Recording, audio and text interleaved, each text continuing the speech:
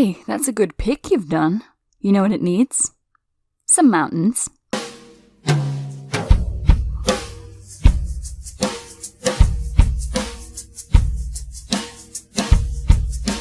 Mountains. They're so deceptively easy that even I can do mountains, even though I've never seen them before.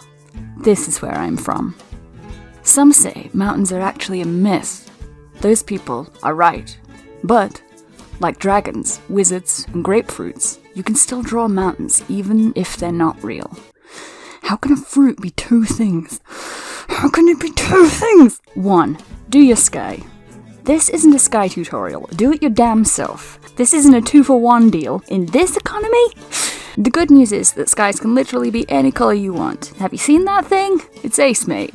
But in a mountainous snowy scene, I'm gonna go with cool colours, by which I mean blues and purples, not to be mistaken with cool and radical and bodacious colours, which is for another tutorial. Stop trying to get free tutorials out of me. But when deciding your colours, try and stay within this oval here, otherwise it'll be too saturated. Decide where your light source is going to be, if that's up, down, or shaking all around. Do a wibbly shape using the lasso tool. This can really be any shape. A square, a circle. I recommend a kind of shitty pyramid shape though, which is the traditional mountain shape. But again, as they're not real, you can use your imagination. Make it craggy. The good thing about the lasso tool is you can add and subtract bits if it's not quite right. So, put in a little bit extra here.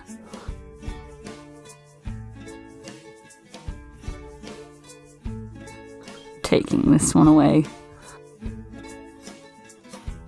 This one is really derivative. What was I thinking? Then, fill in that nasty lad. Dark navy is usually good for this. A little more towards black, but in painting, never use black. The next part is where you're going to have to use the old think box. Think about where the light will hit the peaks, and we're just going to take the lasso tool again and put it on a clipping layer. Do that, make a layer, make it a clipping layer to your mountain shape below. Draw another shitty squiggly line, kind of down the middle of each peak.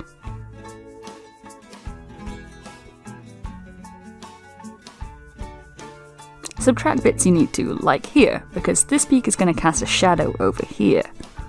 Then you can go ahead and get that bit the fuck out of here.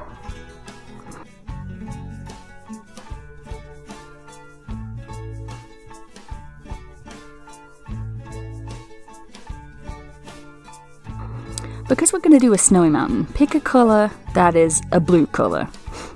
When picking colours, think about what colours you'll use from your background, because this is your light and shadow source. Snow is really reflective, so it'll be near the colours from your sky. If you're not sure, you can always put in pure white and then turn down the opacity until it looks good, and then pick that. But I like to mix in blue, or the light from your light source. Because, pro tip, never shade using pure white or pure black. Use blues for shadows. I just blew myself here. That's better. So this is where the light is going to be cast on your mountain. I don't know if this is going to make it into the recording, but if there's a bunch of noise in the background, that's my dog. Alright, so this is where the light is going to be cast on your mountain. So now we're going to define the rocks and things. Lock the lighting layer and re-pick the colour of your mountain. Now draw sort of shitty scribbly lines up and down it. Scribble it all the bad. Fucking, it helps if you're a little bit angry. Like, think about the argument that you were gonna have with that person and be like, yeah, that was a really good thing I should have said at that time. Next time we get into an argument, I might say that, but I'm probably not gonna say that.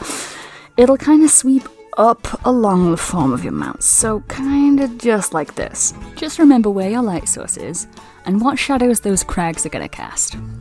If you erase too much snow colour, just go in and add some more back in. Whatever, you can just dip in and out of those two things while you're doing this. It's going to be less rocky at the bottom and more snowy, so big unbroken bits of your blue should be at the bottom.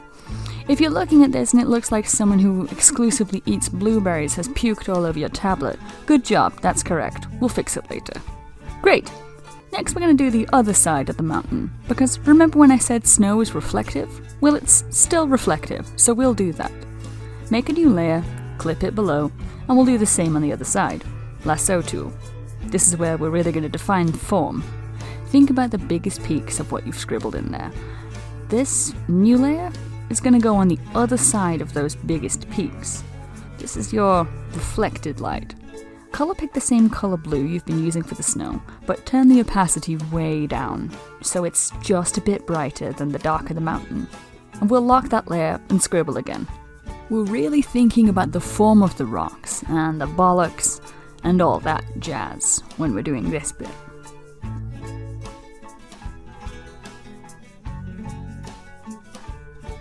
So you can just kind of keep layering these two things.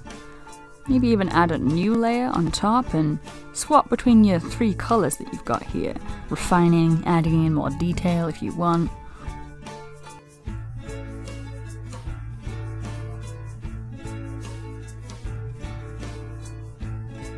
Maybe draw like a little secret man, but then oh no, there's an avalanche, ah! And then there's like a little rock here, and that one's my favorite rock. And that one's my pal. Like here, I'm making my brush really tiny and scribbling little lines, putting in little holes and things like that.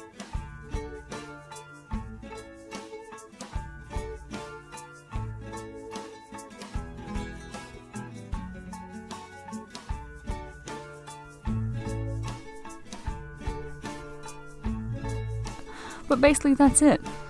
What I'll do now is take the opposite of a hard round brush, so a soft round brush, and soften it up some more, like at the bottom. Maybe there's this bit of light source here. Yeah, adding a bit of light source. Maybe a bit of dark sauce. Maybe a little bit of tomato sauce. I don't know, it's your mountain, do whatever the fuck you want. Now you know how to mountain good. Put your character in there. Bloody hell, that looks great.